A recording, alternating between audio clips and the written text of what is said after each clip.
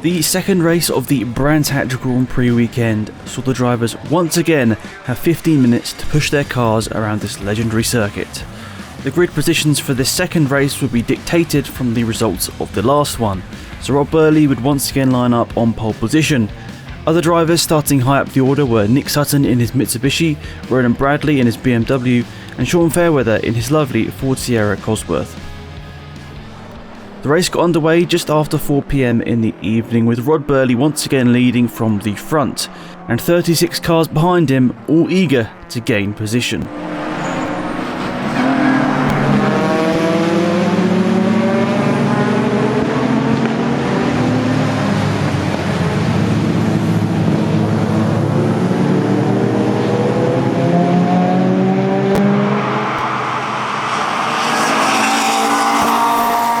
First lap saw Birley retain the lead, but Alex Sidwell put on a charge in his Holden Commodore Aussie supercar, both putting in fast laps in right at the start and being just a few seconds apart throughout the whole race. It had been a good weekend so far for Watson and Fairweather, but sadly both would retire early on in race number 2, joining a list of 4 other retirements in this second race in what had been a very unpredictable but fair weekend of racing so far. Nick Sutton once again put on a superb show in his Mitsubishi, a new and very welcome combination to the championship in 2021, and hopefully we'll be seeing more of him out on track very soon. Ronan Bradley drove another very solid race in his BMW E36, consistent throughout and putting in a quick lap of a 1:44, good enough for the fastest lap within class and eventually taking the class win. There was a great tussle for 5th position overall. It included 3 of the top Volkswagen cars, but also Andy Woods-Dean in his very rapid Honda Civic. In the end, Tony Absalom managed to hold off the slightly quicker Ken Lark for the Volkswagen win, and Andy Woods-Dean put on a dominant performance within Class D in the Super Saloons category. There was another amazing battle between Bevan and Scott. Bevan got the upper hand within race 1, but this time both of them would finish within the top 10 overall, but it would be Scott taking 9th position ahead of 10th place Bevan, both taking their class wins. Scott won Class C and Bevan took victory in Class T1. The Linden Hill T1 class winner Ken Angell managed to put in a much better race too and was close to Bevan at the end, but had to settle for 2nd place in class this time, just ahead of Dave Hutchins, in a fantastic performance for him in his Honda Civic. He won Class T2.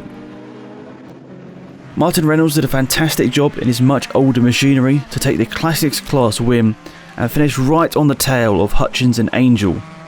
All drivers within the top 16 managed to get a lap time quicker than a 1:50 within race 2, a lot of them getting more and more confident with every lap that went by. Only 15 of the 27 finishers within race number 2 managed to stay on the lead lap, such was the pace of Birley and Sidwell right at the front. But there were battles right all the way through the field, which meant the friends and family who were in attendance didn't take their eyes off the action for 1 second, as there were overtakes all over the place.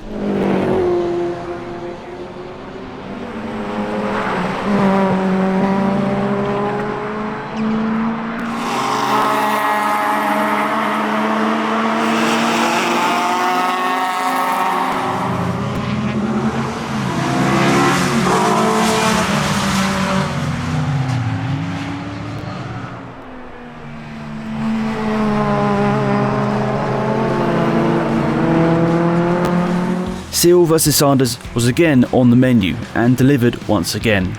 The 2 switching positions throughout the race, the 2 Ford Fiesta STs putting on a great show for all in attendance. In the 3 races that came before this, 2 at Linden and 1 here at Brands Hatch Grand Prix, the 2 had only been separated by a handful of seconds, but this time once Seal managed to get past, he put in a dominant drive and managed to pull over 10 seconds on the 2nd place in TP. So Ian would win once again in Class TP this weekend, Richard in 2nd once again, with Chris Birley finishing 3rd in Class TP and finishing up the runners on the 2nd race of the day at Brands Hatch. So once again, another fantastic weekend of racing. We got warmed up with Lydden Hill at the end of April, and the Brands Hatch Grand Prix circuit is always a sight to behold, and fantastic that so many drivers could come out and join us here for this second round of the season. 2 more fantastic racing and a pretty nerve-wracking qualifying session on the Saturday, but great to see all drivers embracing the conditions and having a good time out there as well. It's good news that fans will be in attendance for the next rounds that will be out on the track. The Intermarque Silhouettes will get their chance at Brands Hatch in early June, and 1 week later we'll all be at Mallory for the next round of the season for all drivers. So be sure to join us at those 2 events coming up very, very shortly. Hopefully you get some tickets and see us in real life rather than just through the computer screen. So thank you for watching, and we'll see you very soon, hopefully at the racetrack, for more racing. Goodbye.